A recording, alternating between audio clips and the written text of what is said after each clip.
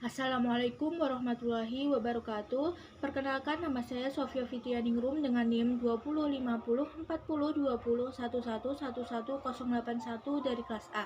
Di sini saya ingin menjelaskan atau mengevaluasi mengenai agroekosistem yang telah diamati. Adapun macam-macam agroekosistem yang diamati yaitu polikultur, monokultur, urban farming, dan agroforestry. Data pengamatan aspek biologi tanah. Pengamatan organisme tanah. Berdasarkan grafik jumlah organisme tanah pada setiap jenis agroekosistem, dapat diketahui bahwa jumlah organisme terbanyak ditemukan pada agroekosistem agroforestry yang berjumlah 15 organisme tanah, sedangkan jumlah organisme paling sedikit terdapat pada agroekosistem polikultur dan urban farming yang berjumlah 4 organisme tanah. Pengamatan ketebalan seresah. Berdasarkan grafik rata-rata jumlah ketebalan seresah pada setiap jenis agroekosistem, dapat diketahui bahwa rata-rata ketebalan seresah tertinggi ditemukan pada agroekosistem monokultur dengan ketebalan 3,47 cm, sedangkan rata-rata yang paling rendah ditemukan pada agroekosistem urban farming dengan ketebalan 0,75 cm. Pengamatan ketebalan understory. Berdasarkan grafik rata-rata jumlah ketebalan understory pada setiap jenis agroekosistem, dapat diketahui bahwa rata-rata ketebalan understory tertinggi ditemukan pada agroekosistem agroforestry dengan ketebalan 5,3 cm, sedangkan rata-rata yang paling rendah ditemukan pada agroekosistem monokultur dengan ketebalan 0 cm. Pengamatan jumlah casing. Berdasarkan grafik jumlah casing pada setiap jenis agroekosistem, dapat diketahui bahwa jumlah casing hanya dapat ditemui pada agroekosistem monokultur sebanyak 3 jumlah casing. Pengamatan denaturasi tanah. Hasil pengamatan denaturasi menunjukkan pada lahan tersebut memiliki kondisi sehat. Namun pada lahan urban farming dan agroforestry ditemukan titik pengamatan yang terindikasi kurang sehat.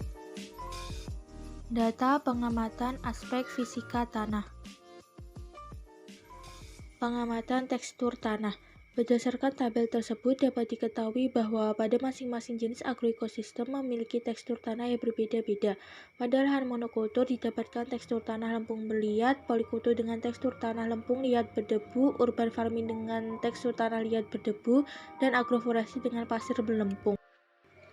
Pengamatan konsistensi tanah. Berdasarkan tabel tersebut dapat diketahui bahwa pada masing-masing jenis agroekosistem tersebut memiliki konsistensi yang berbeda-beda.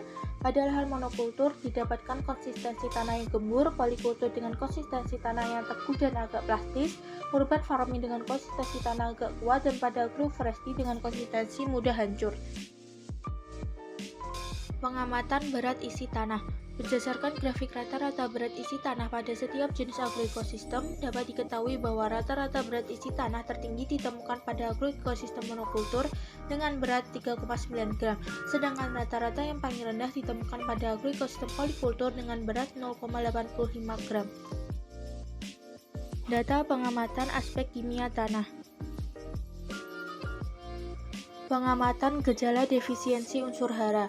Berdasarkan tabel tersebut dapat diketahui bahwa jumlah gejala defisiensi unsur hara terbanyak ditemukan pada jenis agroekosistem urban farming sebanyak 2 gejala dengan gejala unsur hara nitrogen dan fosfor. Sementara pada agroekosistem polikultur tidak ditemukan adanya gejala defisiensi unsur hara.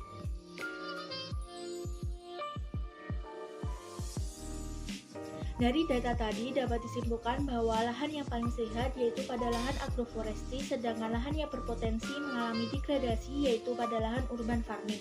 Hal ini dapat disebabkan karena hanya sedikit ketebalan seresah yang ditemukan pada lahan urban farming. Berdasarkan pendapat penguji Mintyas 2019, seresah yang gugur berperan penting dalam perbaikan kualitas tanah, baik itu secara fisika, kimia, maupun biologi tanah. Seresah yang jatuh di permukaan tanah dapat melindungi permukaan tanah dari pukulan air hujan dan mengurangi penguapan, mampu mengikat air dalam jumlah yang besar sehingga dapat mengurangi jumlah kehilangan air. Dari segi kimia, seresah berperan dalam menambah unsur hara dan meningkatkan kapasitas tukar kation. Meningkatnya KTK ini dapat mengurangi kehilangan unsur hara yang ditambahkan melalui pemupukan sehingga dapat meningkatkan efisiensi pemupukan.